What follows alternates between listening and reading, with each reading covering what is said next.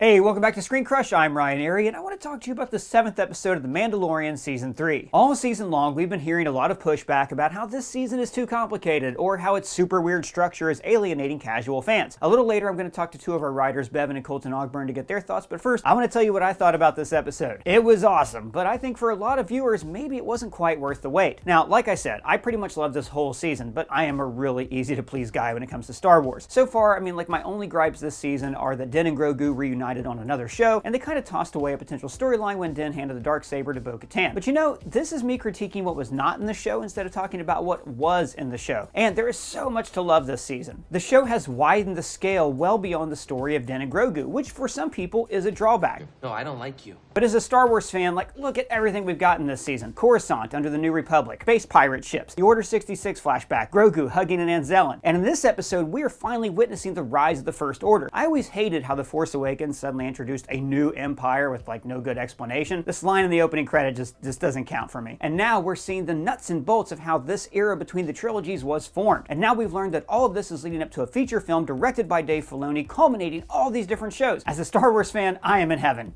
But what? Everyone I know has a big butt.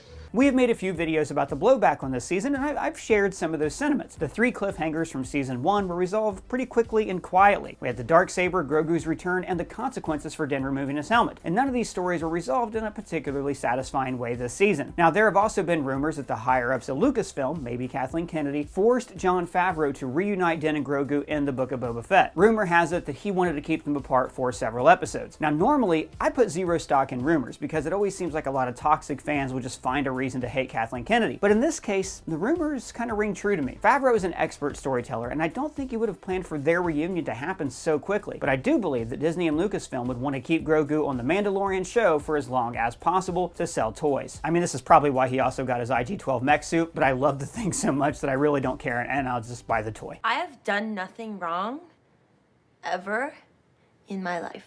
I know this. And I love you. Now, all of this reminds me a lot about what happened to the show Twin Peaks behind the scenes. David Lynch and Mark Frost created this super weird, wonderful show with this central mystery, who killed Laura Palmer. And the nation was captivated by this. There was even an SNL sketch about it. So, when fans wrote letters to the network demanding to know who the killer really was, the network forced Lynch to reveal the killer too early, which completely ruined the show and the ratings took a nosedive. So it seems like Lucasfilm might have done the same thing by rushing the reunion of Din and Grogu. But like I said, let's look at what we have instead of what we don't have. This season has had some high water marks for the show. Heck, I didn't even mention the creepy as hell droid using Din Djarin for a Mad Max blood bag. We take my blood bag!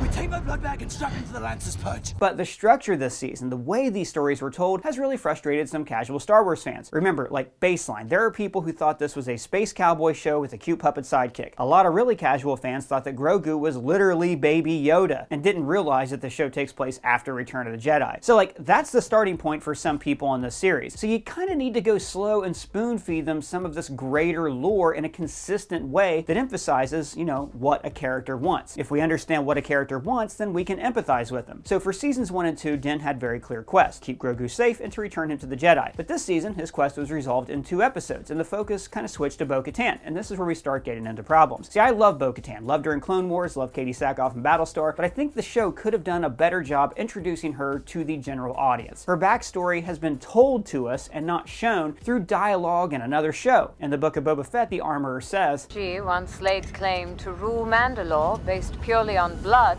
and the sword you now possess." And this was all really confusing for people. We didn't understand why her people took off their helmets and why Din's people didn't, and why these people were so different from one another. But this episode had basic information that should have been presented way back when she was first introduced. For instance, we never really understood the extent to which these Mandalorian sects were divided. The Children of the Watch think Bo-Katan's group don't walk the way, but her group really looks down on Din's people. These primitives make up their own rules for everything. But Moff Gideon, of all people, is the one who gave us the key line that we needed to hear way back in Season 2. Those 2 factions are sworn enemies. That one line brings the rest of the season into such sharper focus. If we would have known about these divisions as soon as Din and Bo met, or when the armorer told him part of their history in the Book of Boba Fett, then this whole time we would have thought that these two were always on the brink of fighting. There would have been an underlying tension throughout the season. But sometimes isn't it better to not reveal all the information early on? Oh yeah, mysteries are totally great. You You want to keep the audience guessing. But this is not a mystery to tease out for the season. This was information that kept people from fully engaging with the characters on this show. Again, I'm fine with it. I know what's going on. I got Grogu in a mech suit and an Admiral Thrawn name drop in this episode. But that analytical part of my brain just won't shut up sometimes. Marie! Shut up! See, every season of this show has had self-contained episodes that seem random at the time, but then they all come together in the end. But this season widened the scope of the story, and so, although self-contained stories were not always about Din and Grogu, so I think that there needed to be a more delicate balancing act. For instance, look at Andor. So like this season of The Mandalorian, Andor had several self-contained arcs, but within those arcs, we were cutting between several different characters, quite perfectly. Actually, we even did a video about how Andor used their flashbacks so well, and the Book of Boba Fett did not. So this season of The Mandalorian did this weird thing where in a single episode we would get a B plot, then an A plot, and then a B plot in the Pershing episode, or an A plot, B plot, A plot in the Foundling episode, instead of intercutting between them like in different episodes. In the Foundling episode, it worked pretty well because the story of Grogu the Foundling tied in well with the Foundlings trapped in the nest. But I think the Pershing story could have really been teased out throughout the latter half of the season to slowly widen the scope of this story. I will admit though, I mean, look, I am nitpicking. I love this episode, and I am terrified for what's going to happen to our heroes in episode 8. So the key question is, was it worth the weight of this whole season to get to this episode? But that's just what I think. I am joined here by two of the best two writers here at ScreenCrush. We have Bevin and Colton Ogburn. So Bevin, I want to ask you first, like, you heard everything I said about the season, how I think it's not very easy for like your typical casual fan to understand, and I think they could have just done a better job along the way getting the audience there. So this episode, I want to know what you thought, and if you liked it, was it worth the season that we had to get through? Well, pun intended, this is the way I like to see my episodes in The Mandalorian work out. It was exactly what I wanted the season to be. It was very kind of Game of Thrones-like in the sense of we got to talk to each faction, we got to, build an army to go and reclaim our territory, and then there's like a hint of a betrayal. But in terms of worth the wait, I think for a Star Wars geek, it is worth the wait. For a normie, kind of to Ryan's point, I think it just depends on if they made it this far, Is this another Rings of Power circumstance where 1 and 3 didn't even, only finished it, and 2/3 did not finish out the season? Okay, well, Victoria, though, but go back to like the rest of the season. You haven't been on the show for a while, so do you think the whole season as a whole has been well balanced and paced out well? Like, what are your thoughts on that? Well, I think there's a couple of episodes that could have been kind of bled together. For instance, I wrote down the episodes. Like, the Foundling felt like a filler episode to me.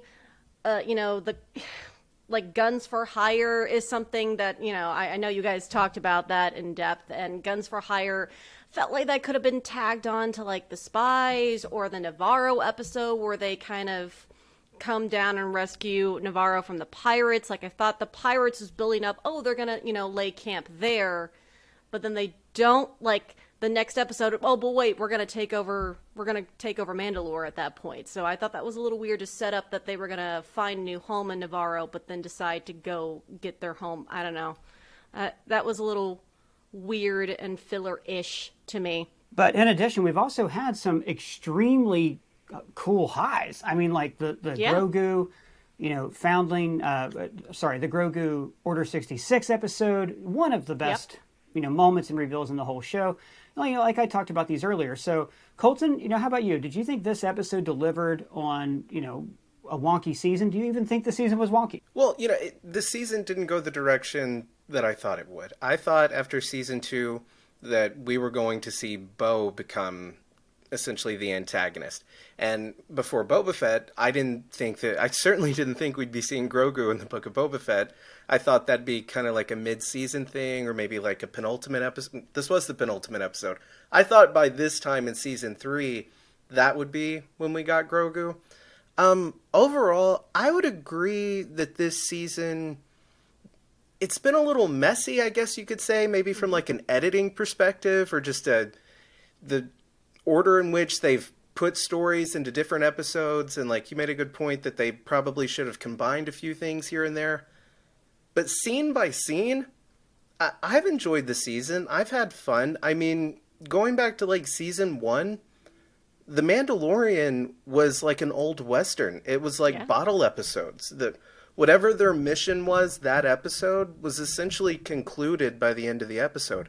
So I've kind of enjoyed that. I've come to expect that with Mandalorian, and I've liked that. So no, I don't think this season has been bad. I really don't understand all of the pushback it's been getting at all. But I really enjoyed this episode. I like that this episode brought together everything from this season. Even like little things that people may not have enjoyed or complained about. It all played an essential role in this episode and getting to appreciate this episode. We have these little teases like, oh, Gideon might be around. We've had the Pershing episode. Has all of that been too scattered? Like the Pershing episode was 2-3 episodes ago. At this point, are people still going, oh, right, so that's why, because it was so unclear what was going on in that episode for some people. They may not remember Pershing that well because he hasn't been seen for 2 years. Should the season have been restructured, Colton, in some way to maybe check in with these stories more constantly? A little bit more like Andor, where we would check in with Cyril and the ISB agents and Andor and all these other characters kind of continuously throughout the series? Or do you think that these little bottle episodes still function within the show? Well, originally when I thought season 3 was going to be about retaking Mandalore and, Din versus Bo and all that, I didn't think that we'd be getting back into the clone stuff at all, and I'm glad we are. But that episode in season 2, it's like episode 4 when they see the Snoke-looking thing in the tank, I thought that was yet another somehow Palpatine returned. And they were just like, oh, Jesus, put something in there to try to be like, oh, yeah, they were working on it. It's not as random as it seems.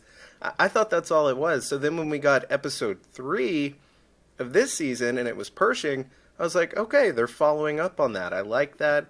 I like they're incorporating Grogu. And I liked that for episode 3, they at least had Mandalorian and Grogu and Bo at the beginning and end.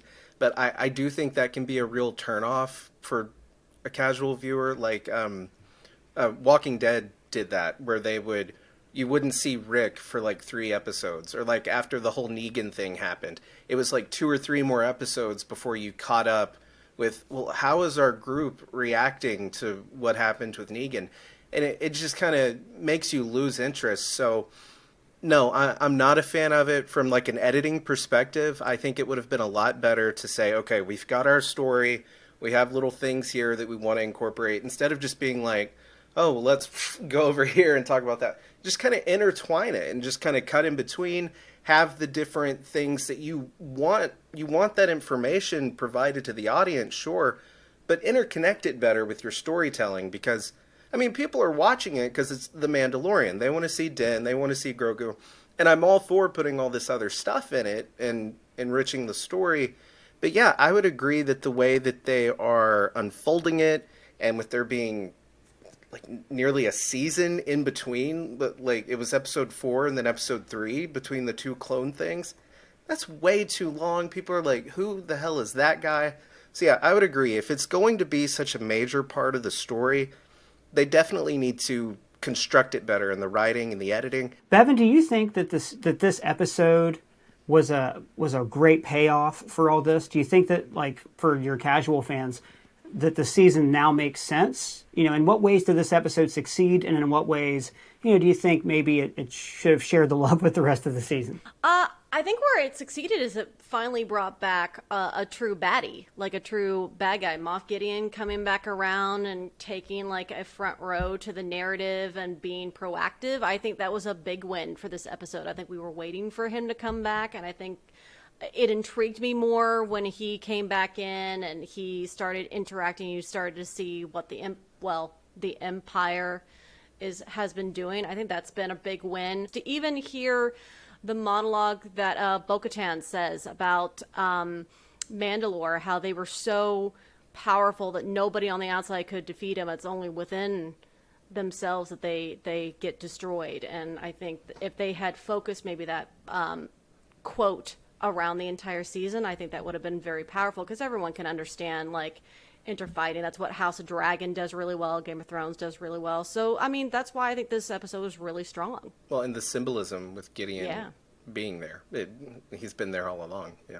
Oh, that's true. So in that way, do you think that the show is saying that the divisions have been there all along, that the secret evil has been buried underneath the surface of Mandalore because it's within themselves? Colton? Yeah. You said it way better than I did, but yeah. You know, and Bevin, to your point about, like, this was one of the first episodes of the season where I really felt for the characters in a way. I've always enjoyed the story. And there's a few moments in seasons 1 and 2, like when Grogu gets taken and, you know, when Din comes after Gideon and says, what you have means more to me than anything else in the world. Like, those moments that can really rip your heart out in this show. And I think this season, because it's been a little devoid of conflict, you know, Din got to bathe in episode 2. It's been fun, but it hasn't necessarily hit me in the feels.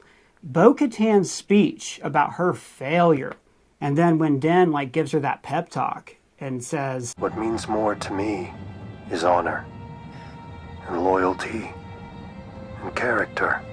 Incredible. Like, for me, that's the payoff of their kind of building friendship throughout this season. Yeah, I mean, I'm happy with this season, and I'm fine with them doing what I didn't expect. I think it's a little obvious that behind the scenes they had different plans. Personally, I think that's pretty obvious, but I'm happy with it. And just because they didn't do what I thought they would do, yeah, to your point, I like being surprised, especially in this job. You know, we usually speculate, and then a lot of the times, you know, we're right, and then it's like, yeah, I kind of saw that coming. So it's nice to be surprised. To Ryan's point, Star Wars, I feel, is at its strongest when it deals with its characters and its relationships with each other, especially when it comes to family. And family was Found dealt. families, especially. Found families, yes. Clip. I think the trick is, you know, with this show, especially because you guys covered this as well, that the viewership of this show has been down. So what is it that needs to happen to build up that hype? And I think as long as the season ends really strongly, people will come back for an additional season and go to see the movie. And that's the thing about this, the ratings being down. It's still going to be on Disney Plus. There's some people who might just be waiting till the whole season is done. And frankly, I think they're going to have a better time watching it than some of the audience who's been watching it episode by episode. Because I think if you were to view this episode in one day, it would make perfect sense. Week by week, it's a little bit wonky.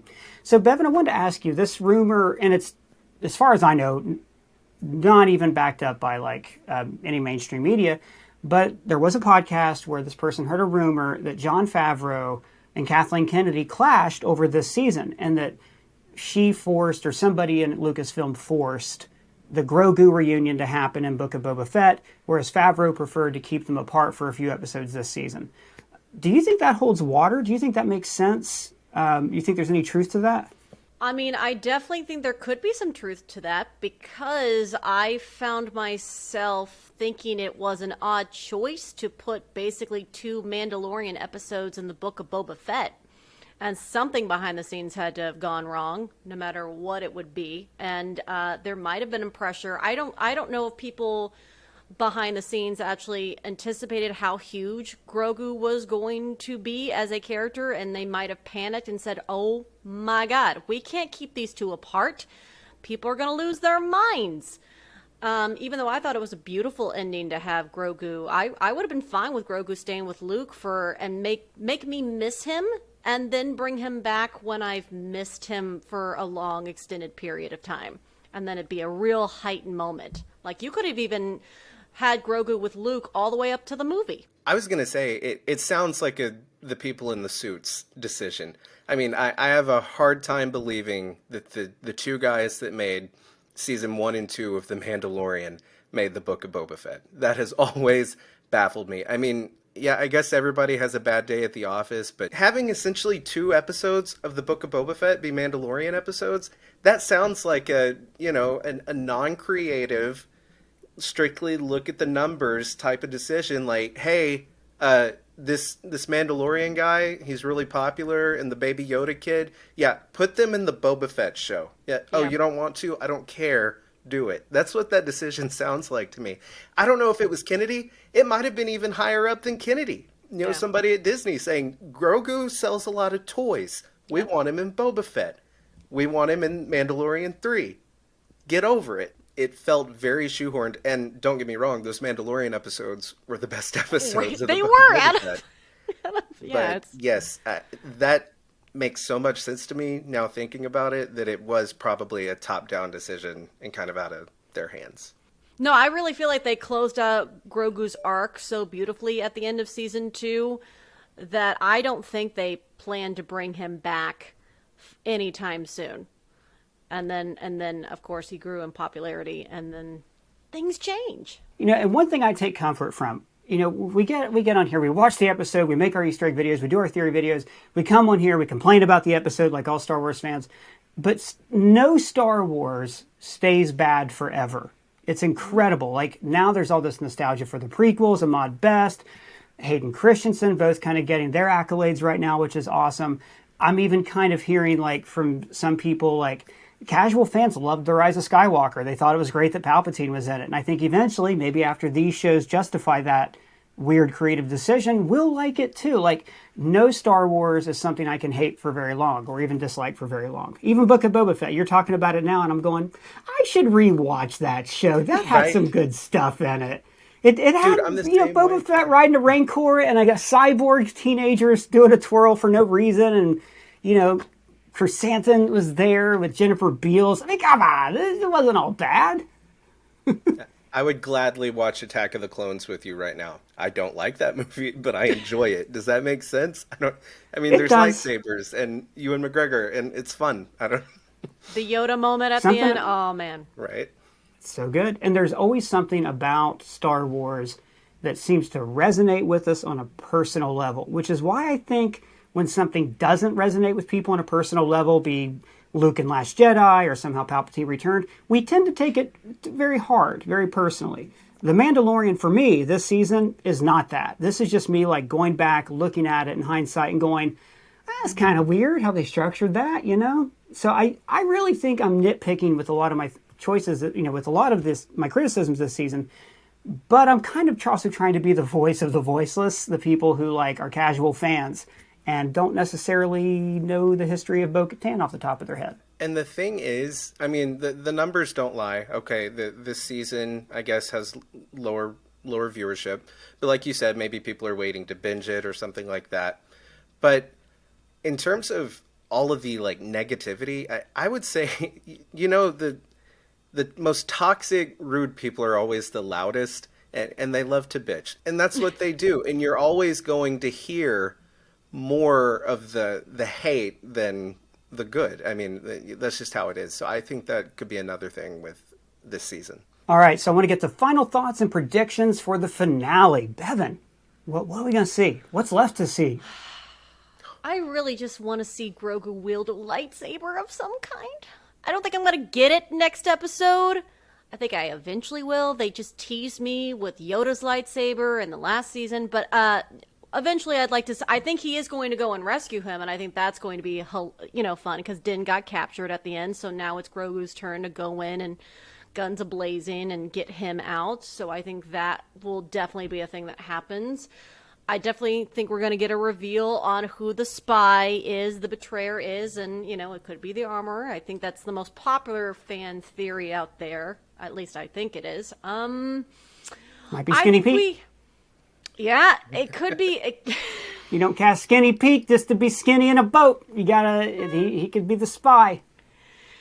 Yeah, I think we're going to get a spy. I think we're going to get a tease to Ahsoka, whether that be Thrawn. I think they're just going to set up for what is going to come up for the movie, what this movie is going to look like. Because I know we're winding down Din and Grogu's journey. That was announced that that story is going to get closed out with the film. And I believe that's coming up next. So, well, sub-question then. What about the rumors that Pedro Pascal is leaving the show and maybe Din will get killed off? Because, among other things, he's not happy with the direction and he wants to take his helmet off.